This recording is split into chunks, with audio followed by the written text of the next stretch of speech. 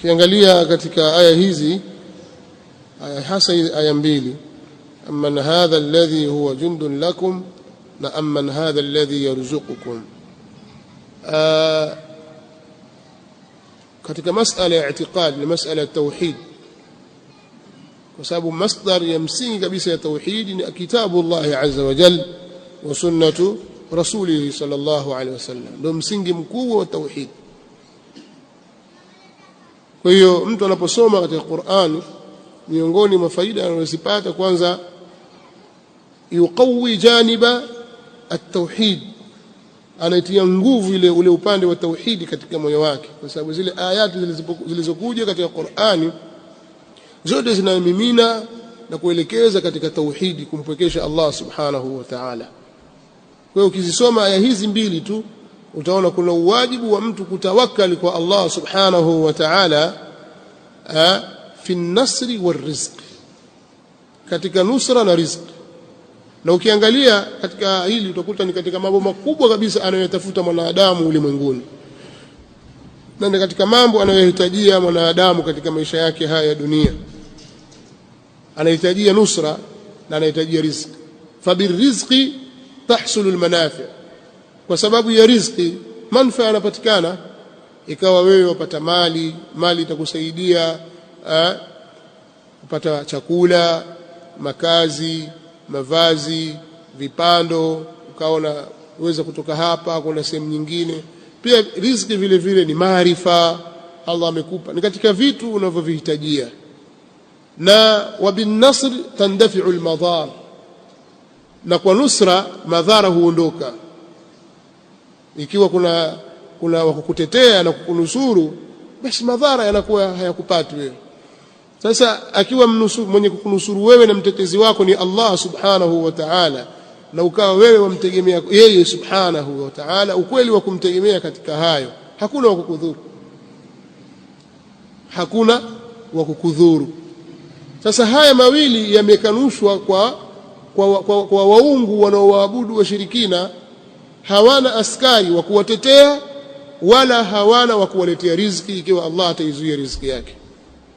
Sasa muslim au mu'min ambaye anazisoma aya hizi zinamzidishia iman na inamzidishia at-tawakkul ala Allah haqqa tawakkuli katika mambo haya na mengineyo, katika husulu rizqi wa husulu nasr, kupata riziki na kupata nusra. Na unajua wazi kabisa kwamba anna al-asbaba bidhatiha la tujdi wala tughni min Allah shay'a, kwamba hizi sababu unazoziweka za riziki, sababu za ulinzi na usalama na utetezi, zote unazoziweka hizi ni asbabu dhaifa tu, hazinufaishi chochote wala haziwezi kukusaidia chochote. Fanya service gari yako, iweke kitu gani, weka hivi na kila namna ya ulinzi, lakini Allah subhanahu wa ta'ala akitaka kukuangamiza na hiyo gari utaangamia na hiyo gari, haitasaidia chochote. Weka mabodyguard na walinzi na nini, vaa bullet proof na vitu gani, lakini pingine hawa askari ndio watakuwa wewe. Allah subhanahu wa ta'ala akitaka kukuangamiza hakuna wakutoa.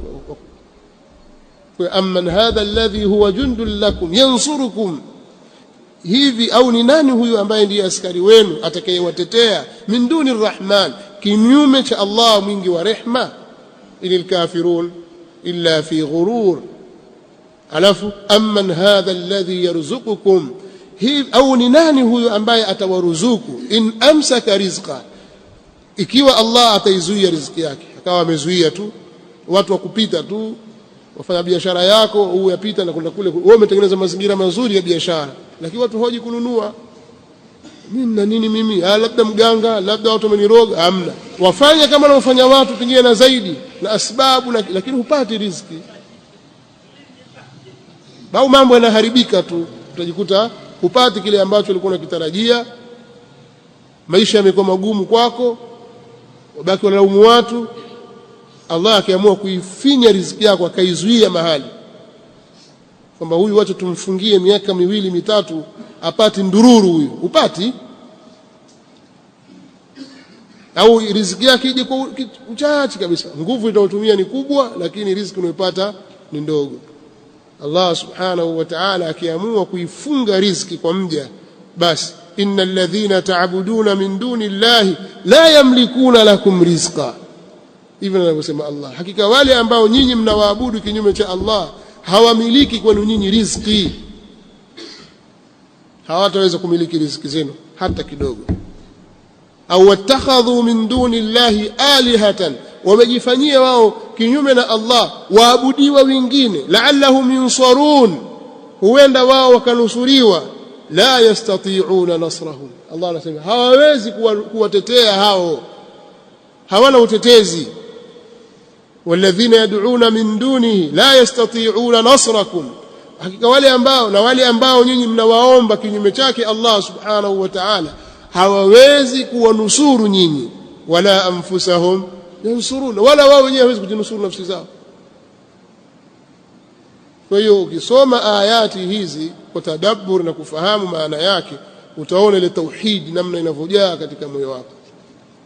Allahu akbar.